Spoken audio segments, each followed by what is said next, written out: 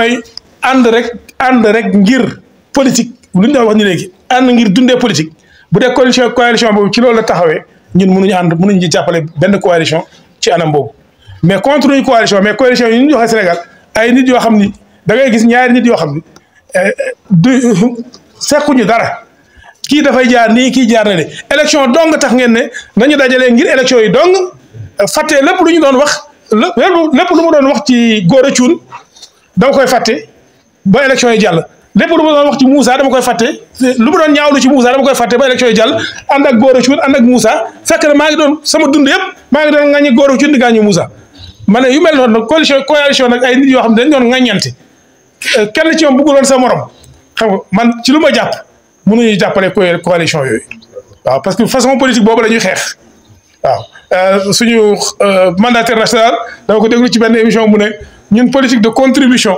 lañu bëgg a def ma ne nag boo nee contribution am na ñoo xam ne dañ leen yóbbu feneen neen xëy na da nga bëgg def ni waa participation responsable doon def mais xam naa fu muy waxee lu muy wax politique de contribution mooy dañu bëgg politique boo xam ne politique ay saagante ŋaññante sosalante waaye politique boo xam ni dañuy wax ci mbiru askan wi ñun nu ñu amee gis-gis ci xale yi dem ci gaal yi nu ñu amee gis-gis ci mbéy mi loolu moo ñu soxal ñun politique bi wax ci loolu waaye politique du politique bu ŋàññi diw sàcc la diw dëmm la diw nooxoor la yooyu politique yooyu nekkuñ ci.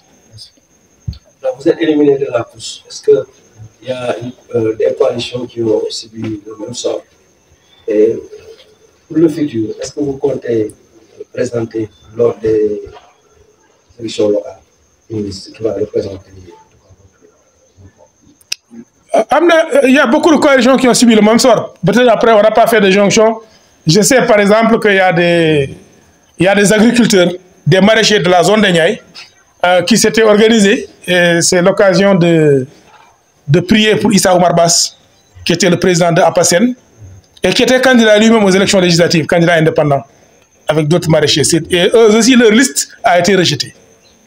Bon, il y a d'autres personnes, on prie vraiment pour l'opposition là, il y a d'autres personnes dont les listes ont été rejetées. Maintenant, peut-être qu'on va parler entre nous, donc pour voir ce qu'il faut faire. Et comme je l'ai dit, nous, on est déterminés. Participer à des élections ou pas, on est déterminés à continuer sur la dynamique qu'on a lancée. Organiser les personnes indépendantes, des hommes libres, des hommes et des femmes libres, qui ne sont les sujets de personne, hein, qui mettent en avant l'intérêt commun et qui sont indépendants dans la réflexion. Ça, on va continuer à le construire. S'il y a des élections, si c'est des locales, si c'est des législatives, on va participer, Inch'Allah. C'est pour ça que je disais tout à l'heure aux gens qui ont fait des donations pour la caution que le travail continue. On a beaucoup plus besoin aujourd'hui de mobilisation que jamais. Parce que pour nous, ce n'est pas simplement une question d'élection. Dans les coalitions, dans la coalition, nous avons gis-gis coalition. Nous coalition.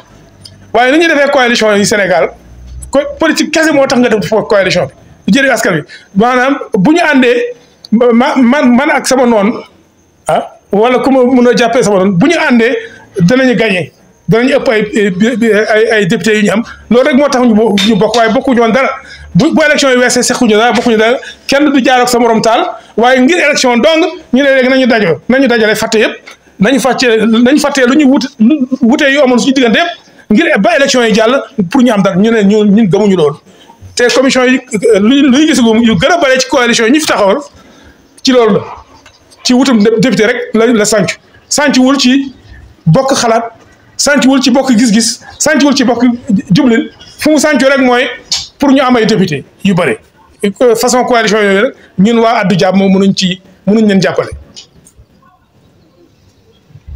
local waaw local aussi. yenn coalition yi nga xamante ne ñoom dañoo éliminer seen liste comme waa agriculteurs yeeg marché yi nga xamante ne waaw aussi yeneen ndax yéen waaw ñooñu xam naa ñooñu dañuy wax ak ñoom parce que ñoo bokk lu ñu bëgg xam nga délai yi bu doon délai yi nu mu gàttee kenn yëgoowul ak sa morom ñun ak ñooñu yëpp benn liste rek lay doon.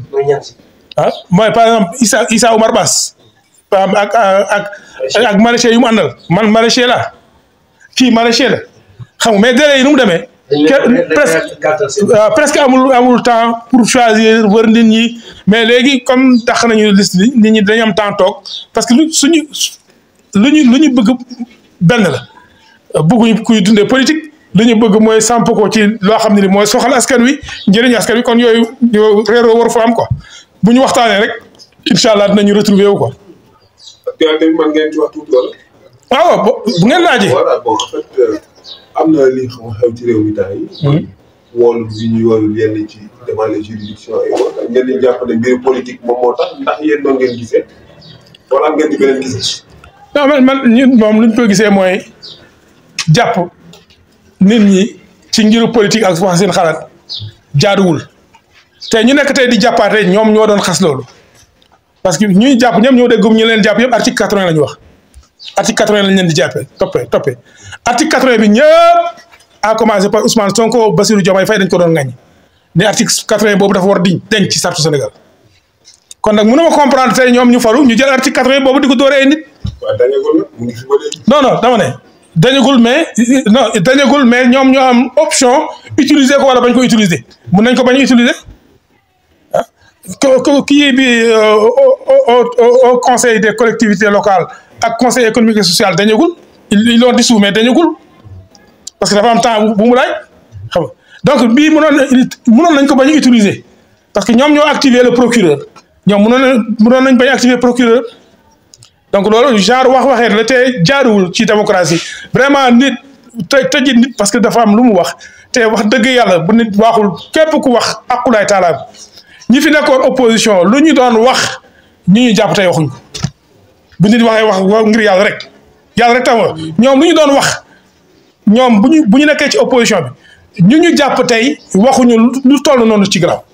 est-ce que nekkul tam procureur moo gis ne jaarul rek mu woo leen sans politique xam nga bu dee procureur xam nga procureur il dépend du ministère de la justice mënul agir noonu mais même bu autosaisir dama ne jaaruwul même bu dee moom moo autosaisir jaaruwul pour ñoom laa wax ñoom lu ñu doon ŋàññi nit ki lu mu doon wax gouvernement bi laa wax waxuma Ousmane Sonko rek gouvernement lu ñu doon wax daal ñoom dañ ko jëfewul article 80 bi dañ ko war teg fële te dafa organisation droit de l'homme yëpp ñu ngi koy casse déjà quoi.